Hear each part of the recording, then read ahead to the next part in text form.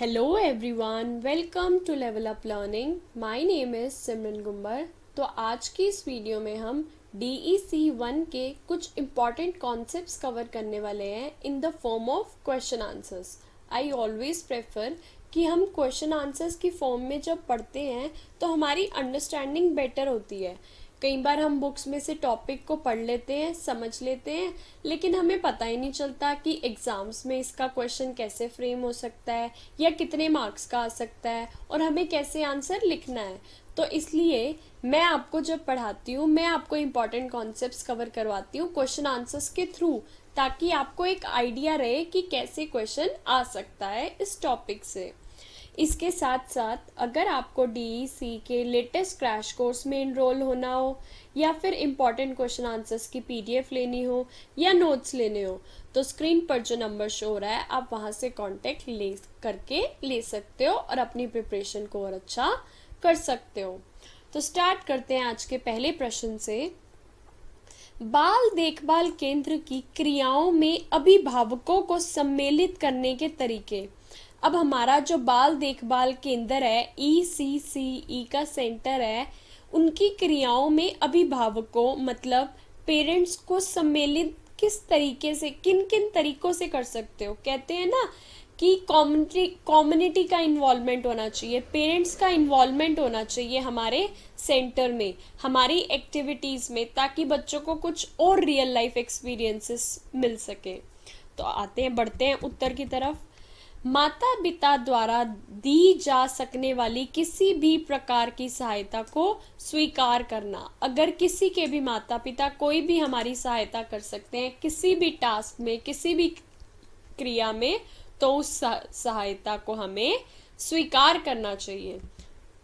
कैसे स्वीकार करना चाहिए आओ देखते हैं. फर्स्ट पॉइंट, ये क्वेश्चन यूजुअली 10 मार्क्स में पूछा जा सकता है, तो आप उस हिसाब से आंसर लिख सकते हो. Points with examples.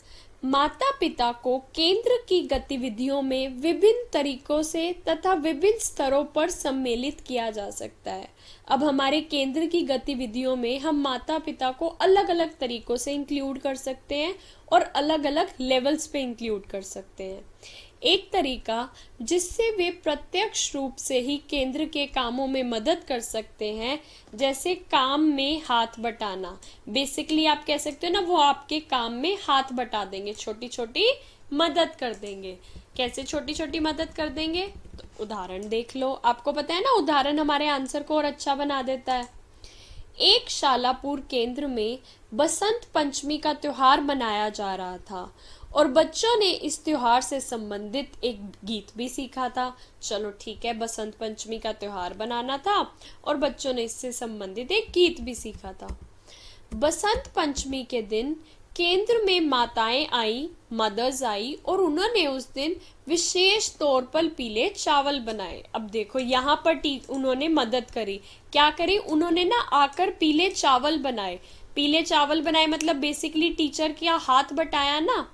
जबकि पालनकर्ता बच्चों को कार्यक्रम में के लिए पीले कपड़ों में तैयार करती रही. अब पालनकर्ता ने क्या करा, कार्यक्रम था, कोई बच्चों को डांस करना था, सिंगिंग करना था, तो उसके लिए बच्चों को ना पीले कपड़ों में तैयार कर रही थी. माताओं ने आकर काम बटा दिया, पीले चावल बना दिए. ऐसे हो गया ना, एक काम को 2 लोगों ने कर दिया तो वो बेटर हो गया, मतलब थोड़ी सी हेल्प मिल गई, हेल्पिंग हैंड हो गया. इस तरह से छोटे छोटे काम कर सकते हैं. दूसरा, माता पिता शायद हमेशा केंद्र में आकर उसकी गतिविधियों में हिस्सा नहीं ले पाते हैं. ऐसी स्थितियों में वे दूसरे तरीकों से अपना सहयोग व योगदान दे सकते हैं. अब कुछ माता पिता हमेशा केंद्र में आके उनकी एक्टिविटीज में पार्टिसिपेट नहीं कर सकते, अपना हेल्पिंग हैंड नहीं दे सकते, तो कौन से ऐसे दूसरे तरीके हैं जिसमें वो अपना योगदान दे सकते हैं. आप पहले ही पढ़ चुके हैं कि केंद्र के साधनों को बढ़ाने में मदद कर सकते हैं. अब बच्चे, जो कई माता पिता हैं, बच्चों के, वो केंद्र के साधनों को बढ़ाने में मदद कर सकते हैं. कैसे साधनों को बढ़ाने में मदद कर सकते हैं, उदाहरण देख लो. एक बढ़ई उन लकड़ियों के छोटे छोटे गुटकों को जिनकी उसे आवश्यकता नहीं है तथा जिन्हें देने में उसे आसानी हो, केंद्र को दे सकता है। अब जो एक बढ़ई है उसके बाद छोटे छोटे लकड़ी का काम करते हैं, छोटे छोटे लकड़ी के टुकड़े बच जाते हैं, उसको नीड नहीं होती उनकी, तो वो क्या कर सकता है, वो केंद्र में दे सकता है। बच्चों के लिए हम छोटी छोटी गेम्स क्रियाओं में यूज कर सकते हैं। उसकी दुकान से लकड़ी का बुरादा भी केंद्र में प्रयोग के लिए लाया जा सकता है। अब आप देख रहे हो हम टीचिंग लर्निंग को कितना इफेक्टिव बना रहे हैं। हम टीचिंग लर्निंग को रियल लाइफ से रिलेट कर रहे हैं, रियल लाइफ की चीजें ला रहे हैं। रियल ऑब्जेक्ट्स, रियल चीजें जितनी लाएंगे बच्चों को उतना अच्छा एक्सपीरियंस मिलेगा। अधिकांश माता पिता केंद्र से अपने प्रश्नों के उत्तर प्राप्त करने की अपेक्षा रखेंगे। हो सकता है वे अपने बहुत कम बोल पाने वाले, बहुत जिद्दी, गुस्सा करने वाले, चिड़चिड़े, अंगूठा चूसने या बिस्तर करने गीला करने वाले बच्चों की समस्याओं के संबंध में कोई हल जानना चाहे। अब मैक्सिमम जो पेरेंट्स होंगे ना, वो चाहते हैं कि ना वो केंद्र में आके अपनी जितनी भी दिक्कतें हैं उनको बच्चे के साथ वो सारे प्रश्न पूछे और उनको सॉल्यूशन पूछे। अब कोई माता पिता आके कहेंगे ये तो बिल्कुल बोलता ही नहीं है, ये तो बड़ा ही जिद्दी है, ये तो इतना गुस्सा करता है, ये तो सारा दिन चिड़चिड़ा रहता है, ये तो अंगूठा चूसता रहता है, बिस्तर भी गीला कर देता है। कोई हल बताओ इसकी समस्या का। तुम टीचर हो, तुम इसको पढ़ा रहे हो, कोई बताओ इसकी समस्या का समाधान दो। वो तो आप ही से एक्सपेक्ट करेंगे। होता है ना ऐसे जब पेरेंट्स आकर पूछते हैं। ऐसे में पालनकर्ता को सहानुभूति दिखानी होगी। इस टाइम अब आपको एज अ पालनकर्ता सहानुभूति दिखानी होगी तथा समझदारी व विवेकपूर्ण ढंग से माता पिता का मार्गदर्शन करना होगा। अब ये नहीं आप गुस्से में आके कह दो मेरे को तो इतने सारे बच्चे संभालने हैं, मैं कैसे देखूं, मैं कैसे समस्या का समाधान दूं। नहीं, आप पालन करता हो, आपको उनकी केयर करनी है, आपको उन पेरेंट्स को सहानुभूति देनी है कि अगर आपका बच्चा अंगूठा चूसता है या चिड़चिड़ा रहता है तो कोई बात नहीं, धीरे धीरे हम कोशिश करेंगे उसको इम्प्रूव करवाने की। समझदारी दिखानी है आपको अपना विवेकपूर्ण ढंग से माता पिता को एक डायरेक्शन देनी है, एक मार्गदर्शन करवाना है। चौथा पॉइंट, जब भी माता पिता बच्चों को केंद्र में छोड़ने अथवा लेने आए तो पालनकर्ता को उनकी ओर विशेष ध्यान देना चाहिए। अब जब माता पिता केंद्र में आते हैं बच्चे को छोड़ने के लिए या पिकअप करने के लिए, तो आप उनकी तरफ अच्छे से ध्यान दो। माता पिता के साथ होने वाली इन अनियोजित भेंट का सदुपयोग आपसी संबंधों और दृढ़ बनाने को छोड़ने आए माता पिता से अनौपचारिक रूप में बातचीत करने के लिए वहां उपस्थित होना चाहिए। अब क्या होता है, जरूरी नहीं होता कि सारे के सारे काम प्रोफेशनली कराए जाएं या प्रोफेशनल टर्म्स एंड कंडीशन को देखे जाएं। अब माता पिता आए हैं स्कूल में बच्चे को छोड़ने, आप इनफॉर्मली उनसे पूछ लो, मतलब आई मीन ऐसे थोड़ी बहुत बातचीत कर लो कि कैसे हो, आपका बच्चा घर में कैसे बिहेव करता है। इनफॉर्मली बातों में आपको ना बच्चे के बहुत से बिहेवियर को जानने का मौका मिलेगा, या जो बिहेवियर वो स्कूल में कर रहा है तो उसके पीछे क्या एक छुपा हुआ रीजन है वो समझने का मौका मिलेगा। आपको पेरेंट्स का जानने का मौका मिलेगा कि आप अब किन किन चीजों में किस किस पेरेंट को इन्वॉल्व कर सकते हो। अगर डॉक्टर से रिलेटेड कोई एक्टिविटी है तो डॉक्टर, जो इनके बच्चे जिन बच्चों के पेरेंट्स डॉक्टर हैं आप उनको इंक्लूड कर सकते हो। कभी इंजीनियर से रिलेटेड है तो उनको, तो ये सब आपको तभी पता चलेगा ना जब आप उनसे बातचीत करोगे। तो जब वो आए उसको एक अच्छा मौका समझो और उनको जानने की कोशिश करो। पांचवा पॉइंट, एक शालापुर केंद्र में बच्चों द्वारा किए गया काम, जैसे उनके द्वारा बनाए गए रेखा चित्र, गीली मिट्टी से बनाई गई विभिन्न वस्तुएं आदि समय समय पर बच्चों के साथ घर भेजा जा सकता है।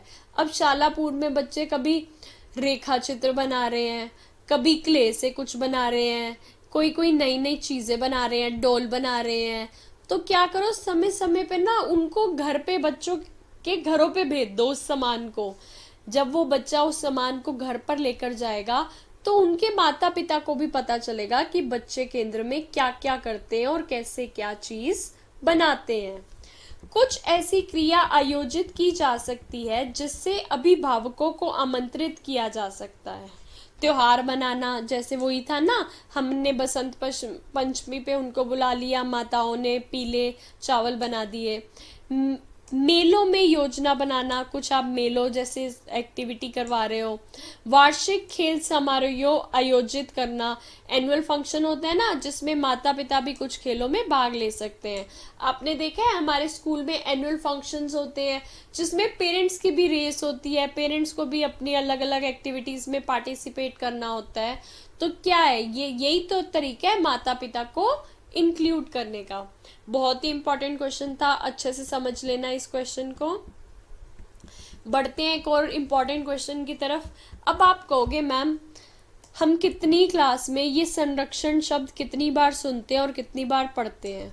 अब अगर ये संरक्षण शब्द आप बार बार सुन रहे हो, बार बार पढ़ रहे हो, तो इसका मतलब पता है क्या है कि कितना ज्यादा इम्पोर्टेंट है ये। इतना ज्यादा इम्पोर्टेंट है कि हर बार पेपर में आ जाता है ये कि संरक्षण शब्द का अर्थ स्पष्ट करो।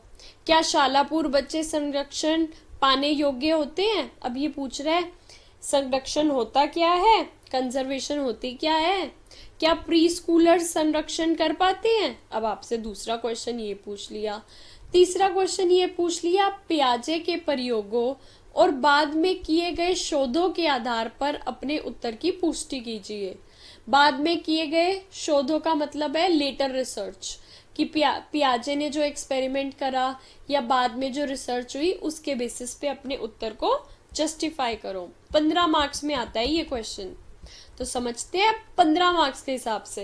पहले आप 1 मार्क्स मतलब 5 मार्क्स की एक छोटी सी लाइन पढ़ चुके हो कि छोटे से आ जाए तो कैसे लिखना है। अब आप इसको समझोगे 15 नंबर के हिसाब से।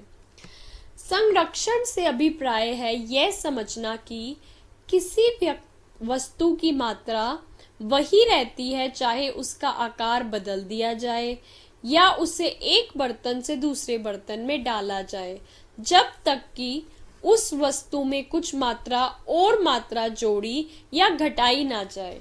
अब अगर 250 ग्राम की मान लो ये है, 250 ग्राम की इतनी क्ले है, उसके बाद उसी को हाथ से दबा दबा के 250 ग्राम की क्ले आपने इतनी कर दी। तो बच्चों को ये चीज समझनी है कि ये दोनों इक्वल हैं। ये दोनों क्यों इक्वल हैं? क्योंकि ये भी 250 ग्राम है और ये भी 250 ग्राम है, बस इन दोनों की शेप चेंज हुई है। इसमें से कुछ क्ले निकाल के हमने अलग तो रखी नहीं, या इसमें से कोई ऐड तो की नहीं क्ले, इसके लिए ना कुछ ऐड हुआ, ना कुछ सब्ट्रैक्ट हुआ, ना कुछ डिडक्ट हुआ। जब सेम क्वांटिटी है तो ये दोनों इक्वल ही होंगी, चाहे ये मोटी है और ये लंबी है।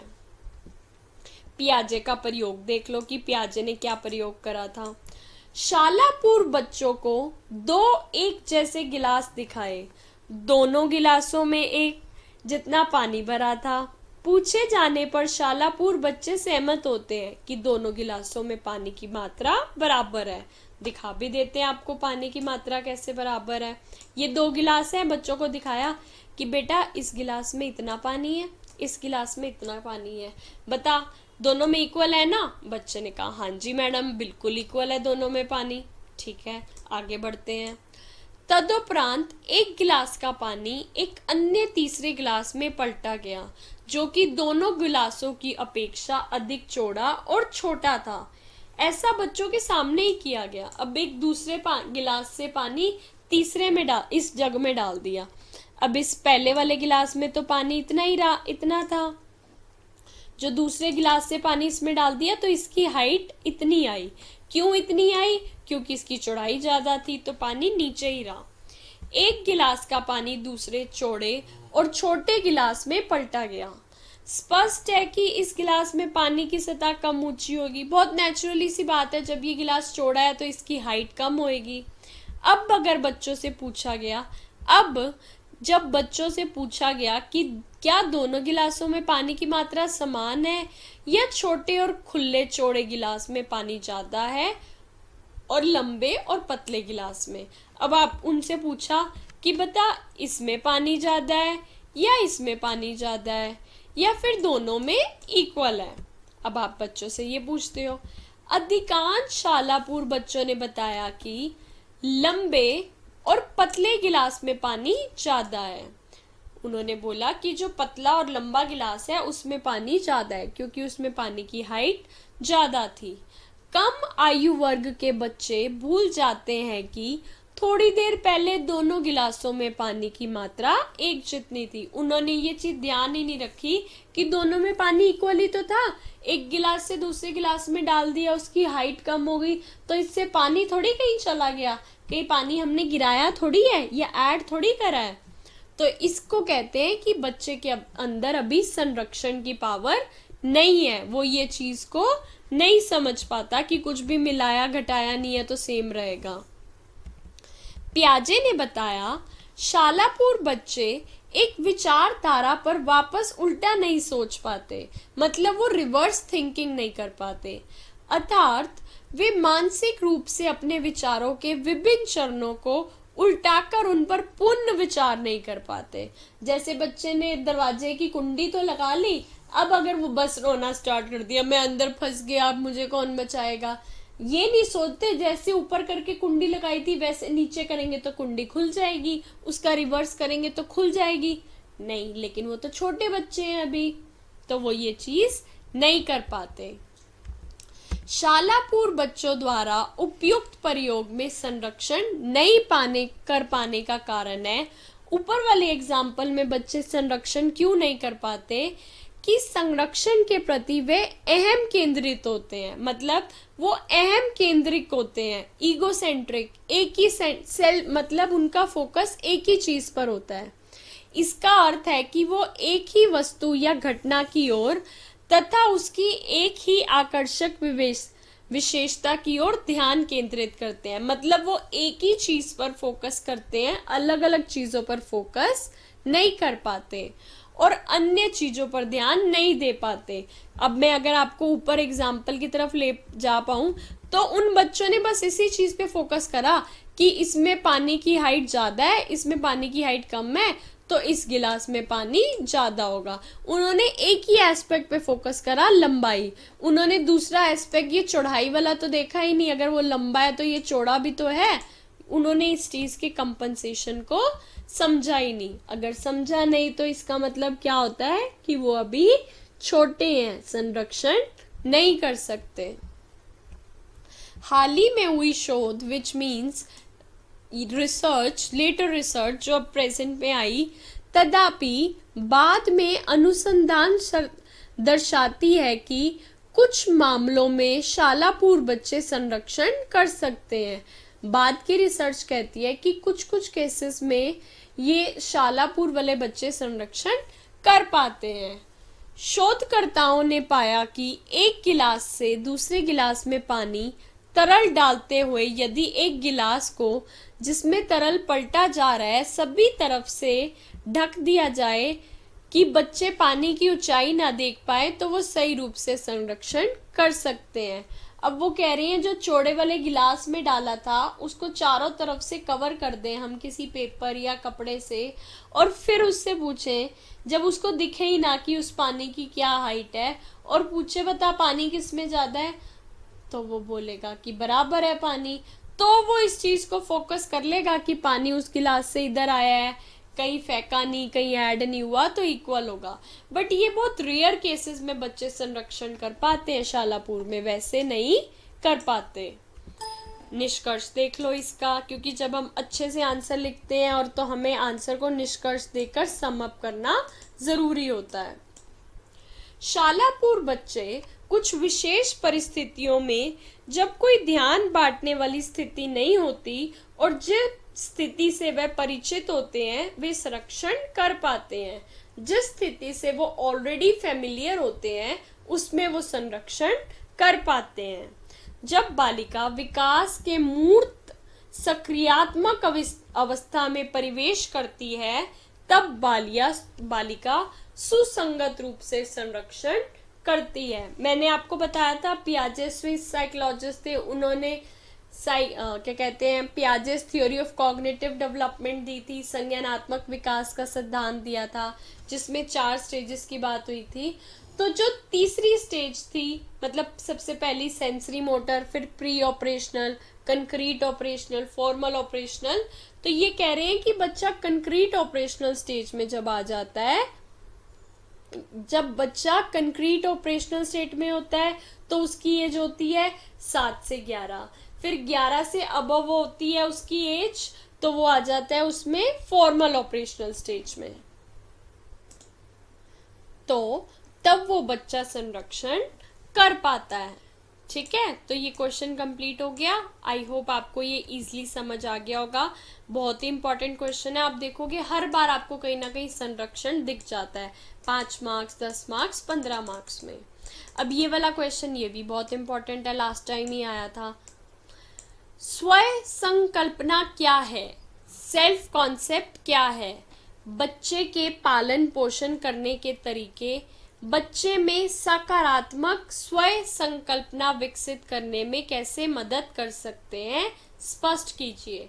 सेल्फ कॉन्सेप्ट क्या है, और जो बच्चे के पालन करता होता है, बच्चे के पालन पोषण में सकारात्मक positive self development, positive self concept develop करवाने में कैसे मदद कर सकता है, इसको आपको स्पष्ट करके बताना है।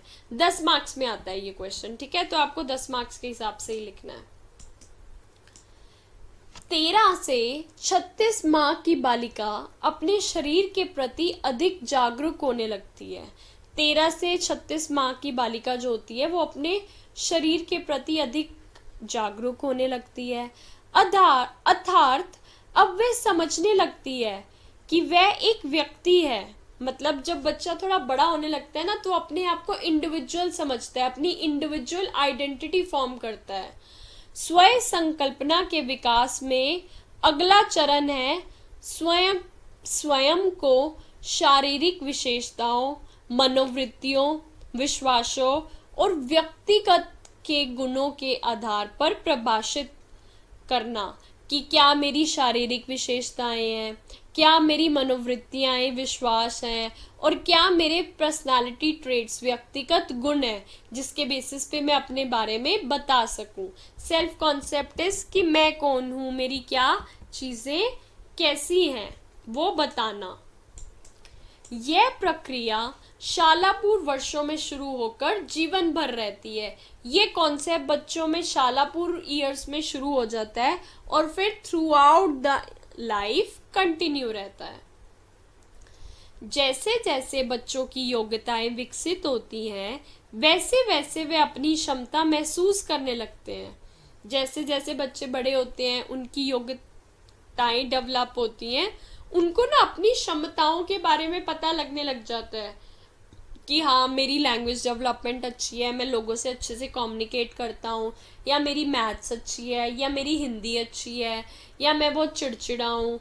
जो भी उसकी चीज़ें होती हैं वो उसे समझने लग जाता है। अपनी योग्यता को प्रकट करते हुए अब वे ये कह सकते हैं, मैं ऊंचा कूद सकती हूँ, मैं दूध पीती हूँ। मतलब वो अपने बारे में कुछ भी बताना स्टार्ट कर सकते, मैं तो ऊंचा कूद सकती हूँ, मतलब उसके लिए ही तो एक अचीवमेंट है ना, अपनी एक एबिलिटी बता रही है कि मैं तो ऊंचा कूद सकती हूँ। फिर वो कह रही है मैं दूध पीती हूँ, मैं तो दूध भी पी लेती हूँ, अपनी एबिलिटी बता रही है। छोटा बच्चा है, अभी वो ऐसे बड़े बड़े टर्म्स एंड कंडीशंस में तो बताएगा नहीं कि मेरी ये चीजें हैं, ये है, वो है। तो जो उसको अपने लिए सही लगता है वो बता देता है। उदाहरण देख लो। स्वयं संकल्पना को समझने के लिए अगर आप शालापूर्व बच्चे से उसके बारे में पूछेंगे तो वो कुछ ऐसे बताएंगे। अब अगर आप शालापूर्व बच्चे से उसके बारे में पूछोगे कि बता बेटा तू कौन है, तो वो ऐसे बताएगा, मेरा नाम रानी है, मैं 5 साल की हूँ, मैं दिल्ली में रहती हूँ, मेरी काली आंखें हैं, मैं स्कूल जाती हूँ। मतलब जो भी उसको बेसिक सा कॉमन सा अपने बारे में पता होगा ना, वो बता देगा। अब हाई लेवल पे तो वो कुछ बता नहीं सकता कि अपनी कुछ चीजें बताए, एबिलिटीज बताए या कोई और चीज बताए, तो वो बस ये बेसिक चीजें बता देता है। थोड़े वर्षों बाद जब वो थोड़ा बड़ा हो जाता है, समय के साथ साथ बच्चों की स्वयं संकल्पना और विस्तृत हो जाती है और डेवलप हो जाती है। जैसे जैसे उनकी विचार शक्ति परिपक्व होती है वे अपने बारे में और ज़्यादा सोचने लगते हैं। जैसे जैसे उनकी इमेजिनेशन विचार शक्ति डेवलप होती है ना, वो अपने बारे में और सोचने लग जाते हैं कि बताओ कि मैं सोचूं मेरे अंदर और क्या एबिलिटीज हैं जो मैं लोगों को बता सकता हूँ, या मेरे अंदर और क्या अच्छी चीज है जो मैं कर सकती हूँ। बच्चे के पालन पोषण करने के तरीके से बच्चे में सकारात्मक स्वयं संकल्पना विकसित करने में मदद। अब इस क्वेश्चन का जो दूसरा पार्ट था कि बच्चे के पालन पोषण के तरीके कौन से ऐसे तरीके हैं जिससे कि हम सकारात्मक पॉजिटिव सेल्फ कॉन्सेप्ट डेवलप करवा सकते हैं, तो देखते हैं। माता पिता जिन तरीकों से बच्चों के अंदर अच्छा व्यवहार लाने की कोशिश करते हैं उसे पालन पोषण कहते हैं, जिसे हम जैसे कहते हैं ना चाइल्ड रियरिंग। जो तरीके हमारे पेरेंट्स यूज करते हैं कि वो हमारे अंदर सही बिहेवियर डाल सके, सही मॉरल वैल्यूज इनकलकेट करवा सके, उन तरीकों को हम पालन पोषण कहते हैं। समाजीकरण एक तरीका है, सोशलाइजेशन एक तरीका है जिसके द्वारा हम बच्चे में अच्छा व्यवहार लाते हैं। सोशलाइजेशन के थ्रू हम बच्चे के अंदर अच्छा व्यवहार लाते हैं। समाज में कैसे लोगों से बातचीत करनी है और क्या सही है और क्या गलत है ये सिखाते हैं। सोशलाइजेशन में हम समझते हैं कि हमें सोसाइटी में कैसे एडजस्ट होना है, हमें कैसे दूसरों से बातचीत करनी है, तो ये सब क्या है, उसकी सोशलाइजेशन हो रही है ना। उसकी सोशलाइजेशन उसे सिखा रही है कि उसको लोगों से कैसे बातचीत करनी है, क्या सही है क्या गलत है। तो ये भी तो उसके सेल्फ कॉन्सेप्ट में मदद करेगी ना बनाने में, कि वो अपने आप को जब वो सोशलाइज करेगा, लोगों से बातचीत करेगा, अगर उसकी अच्छी बन जाती है तो वो समझेगा हाँ मेरा नेचर मतलब अच्छा है, तभी सब मुझसे बात करते हैं। बच्चे के माता पिता भाई बहन जो उसे सिखाते हैं वो बच्चे में सकारात्मक स्वयं संकल्पना विकसित में बहुत मदद करते हैं। अब बच्चे के जो माता पिता हैं या भाई बहन है उसको थोड़ी थोड़ी देर बाद ना कुछ सिखाते रहते हैं। ऊपर फैन है, ट्यूब है, लाइट है, तो क्या है, फिर बच्चा भी बोलता है हाँ ऊपर फैन है, ट्यूब है, लाइट है। तो बच्चे के अंदर थोड़ा सा पॉजिटिव सेल्फ कॉन्सेप्ट होता है कि हाँ मैं भी समझ पा रहा हूँ, ये फैन है, ये ट्यूब है, ये लाइट है। या फिर बच्चे खुद भी बहुत सी चीजें दूसरों को देखकर सीखते हैं। बच्चे खुद इतनी चीजें सीख जाते हैं इमिटेशन से, ऑब्जर्वेशन से, कि कोई हद ही नहीं है समझने की, जो कि अच्छी बात है। अगर हम बच्चों को प्यार से समझाएंगे, उनकी जरूरतों को समझेंगे, तो बच्चों का अच्छा व्यवहार बनेगा। अगर हम बच्चों को प्यार से समझाएंगे कि नहीं बेटा ये नहीं करना, ऐसे गलत बात है, या तुम्हें ये नहीं करना चाहिए या करना चाहिए, उससे क्या होगा, बच्चों का जो व्यवहार होगा, बिहेवियर होगा, वो अच्छा बनेगा। वो नैतिक मूल्यों को समझने लगेंगे, वो मॉरल वैल्यूज को समझने लगेंगे कि क्या गलत है क्या नहीं करना चाहिए। इतना आंसर अच्छा लिखने के बाद हम निष्कर्ष जरूर लिखेंगे, क्योंकि हमें हमारे आंसर में अच्छे नंबर चाहिए। हम अपने आंसर को समराइज भी करेंगे। हमें बच्चों के पालन पोषण में उन्हें प्यार से समझाना चाहिए, उसकी बात को समझना चाहिए, ताकि हम बच्चों में सकारात्मक स्वयं संकल्पना विकसित करने में मदद कर सके। हमें उसकी बात को भी समझना है, हमें अपनी बात भी समझानी है, क्योंकि बच्चा अभी छोटा है, हम बड़े हैं, तो हमें इस तरीके से समझाना है कि उसे समझ भी आ जाए और बुरा भी ना लगे और ना उसकी ईगो हर्ट हो। तो ठीक है, ये भी एक इम्पॉर्टेंट क्वेश्चन था। बढ़ते हैं अगले प्रश्न की तरफ।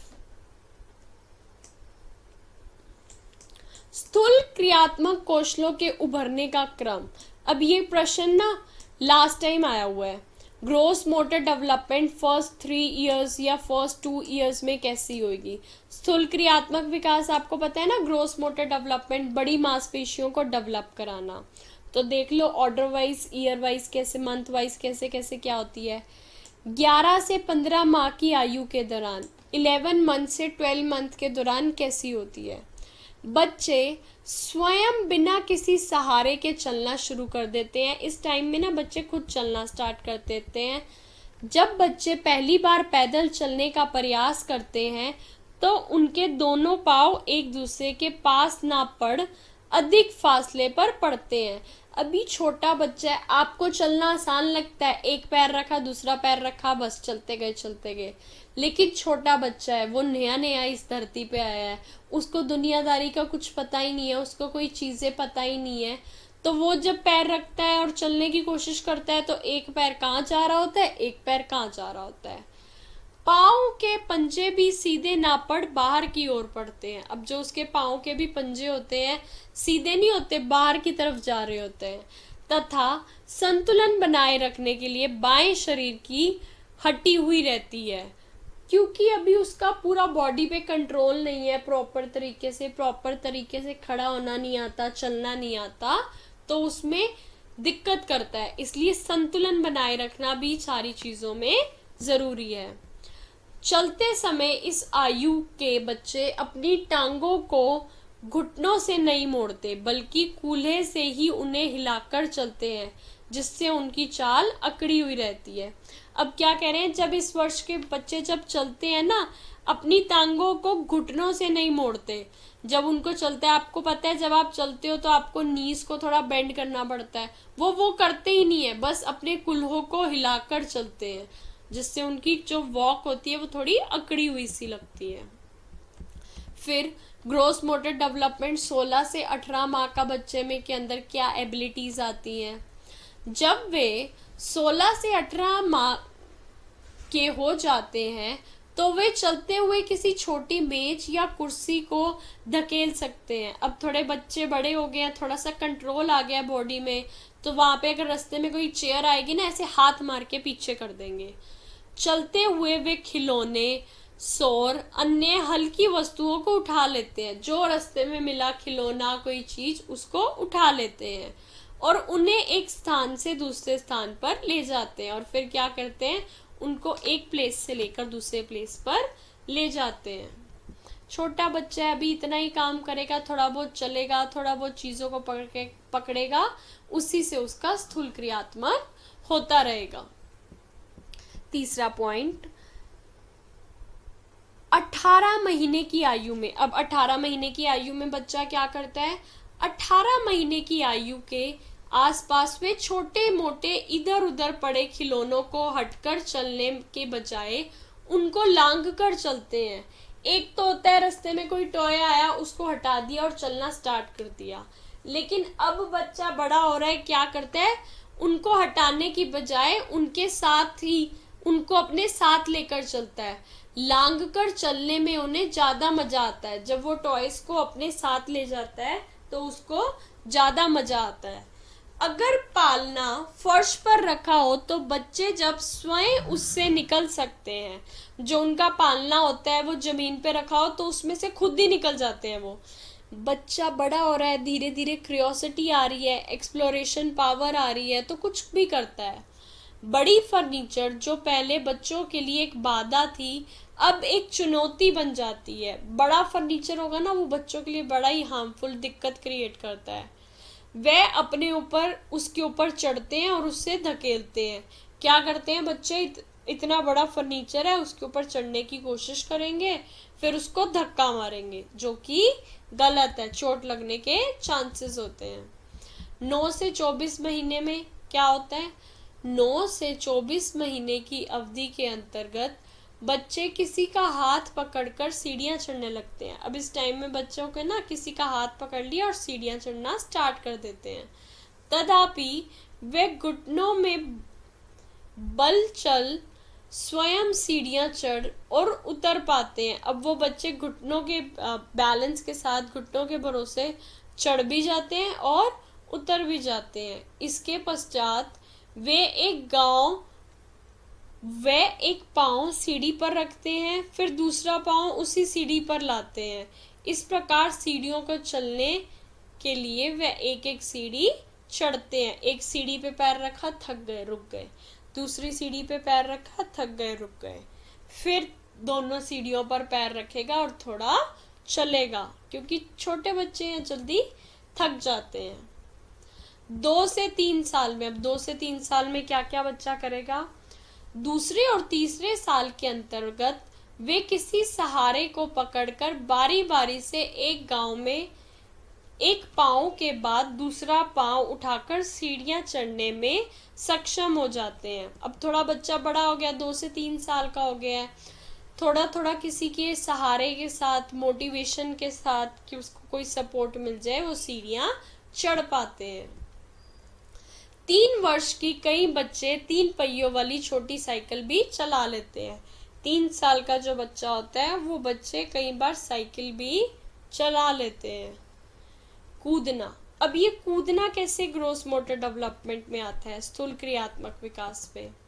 बच्चे में खेल में बच्चे सीढ़ियों या बक्सों पर से चढ़ने उतरते हैं और इन्हीं क्रियाओं के दौरान कूदना सीखते हैं। कभी इस बक्से से चढ़, कभी उस बक्से से चढ़, कभी ये कर, कभी वो कर। ये खेल खेल में बच्चे बहुत सी चीजें सीख जाते हैं। प्रारंभ के प्रयासों में बच्चे कूदने के लिए एक पाँव तो उठा लेते हैं, परंतु दूसरे पाँव को उठाते हुए घबराते हैं। अब कोई न्यू चीज एक्सप्लोर कर रहे हैं, एंगेज करने की कोशिश कर रहे हैं, तो पहले तो शुरू में हम सारी चीजें कर लेंगे कि हाँ मैं ये भी कर लूंगी, वो भी कर लूंगी, ये भी संभाल लूंगी, वो भी संभाल लूंगी, लेकिन जब खुद सर पे पड़ती है तो संभालना मुश्किल होता है। कूदने से बच्चों का स्थूल क्रियात्मक विकास होता है। निष्कर्ष, अब इतना अच्छा आंसर लिख दिया, इतनी सारी चीजें बता दी, निष्कर्ष तो फिर कंक्लूजन मेरे बच्चे जरूर बताएंगे। वस्तुओं और खिलौनों के साथ खेलते हुए बच्चे का स्थूल क्रियात्मक विकास होता है। बच्चों को स्वयं बिंबन और स्वयं मानकता के विकास में गतिशील की एक महत्वपूर्ण भूमिका है। बच्चे को वस्तुएं और खिलौनों से खेलने के लिए ज्यादा से ज्यादा मौका दिया जाना चाहिए। बच्चों को ज्यादा से ज्यादा टाइम दो कि वो नई नई चीजें एक्सप्लोर करें, अपना दिमाग लगाएं। जितना अपना दिमाग लगाएंगे उतना अच्छा है। उसके बाद बढ़ते हैं, चलो ये वाला बाकी क्वेश्चन हम अगली वीडियोस में कवर करेंगे। ये वाला सेशन यहीं पर एंड करते हैं। Thank you very much for watching. I hope आपको ये सारे क्वेश्चन समझ आ गए होंगे। अगले सेशन में बाकी क्वेश्चंस डिस्कस करते हैं।